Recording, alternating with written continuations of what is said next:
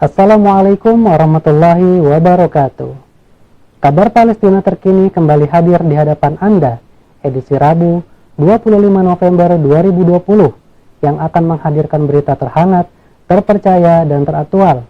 Bersama saya, Muhammad Rangga Rizaldi.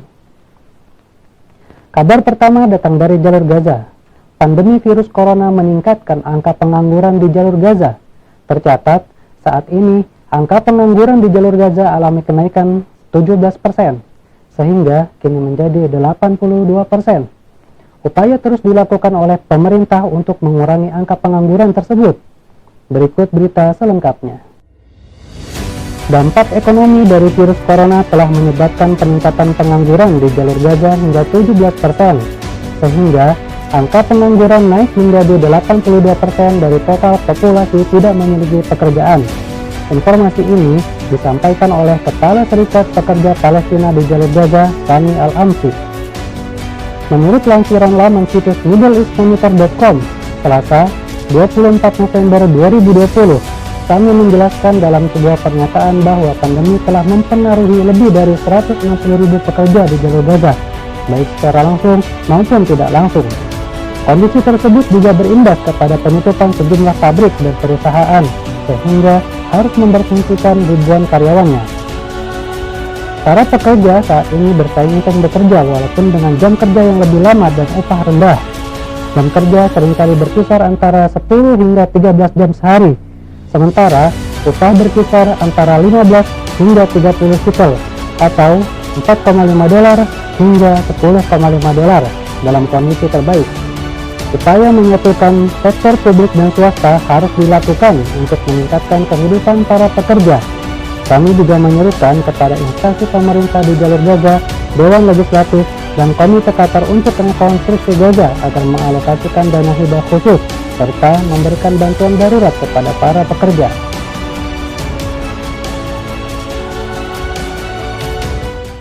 Beranjak ke kabar selanjutnya.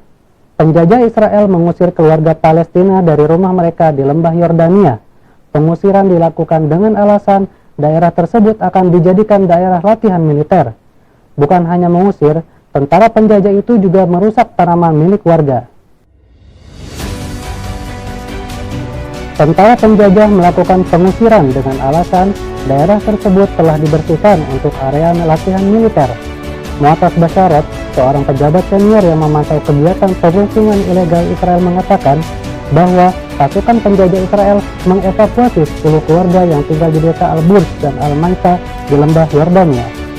Dia mengecam praktek penjajah Israel dengan mengatakan bahwa hal tersebut bertujuan untuk mengusir warga Palestina dari lembah Yordania dan mengontrol wilayah itu.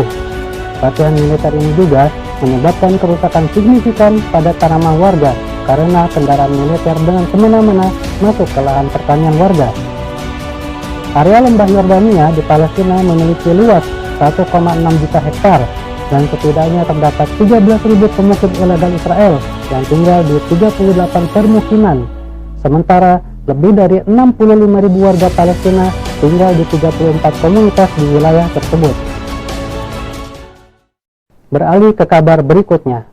Penyerbuan ke Masjid Al-Aqsa oleh pemukim ilegal Yahudi terus dilakukan. Tercatat, 30 pemukim ilegal Yahudi dan 56 mahasiswa Israel menyerbu Masjid Al-Aqsa. Serbuan tersebut mendapatkan pengawalan ketat dari polisi penjajah Israel.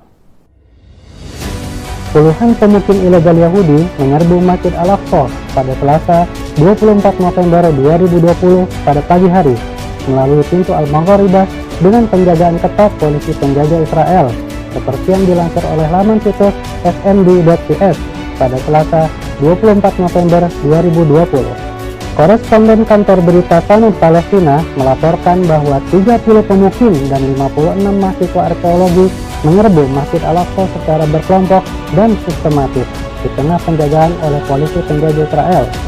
Dilaporkan pula bahwa penjaga Masjid Al-Aqsa menemukan peta yang dibawa oleh para mahasiswa. Peta tersebut menunjukkan hilangnya gambar Kubah Al-Fakhra dan diganti dengan gambar kuil suci. Serbuan dari pemukim ilegal Yahudi dilakukan hampir setiap hari, kecuali di hari Jumat dan hari Sabtu. Kabar tadi menjadi kabar terakhir dalam program Kabar Palestina Terkini. Saya, Muhammad Rangga Rizaldi, mewakili kru KNRP TV yang bertugas, mohon undur diri. Wassalamualaikum warahmatullahi wabarakatuh.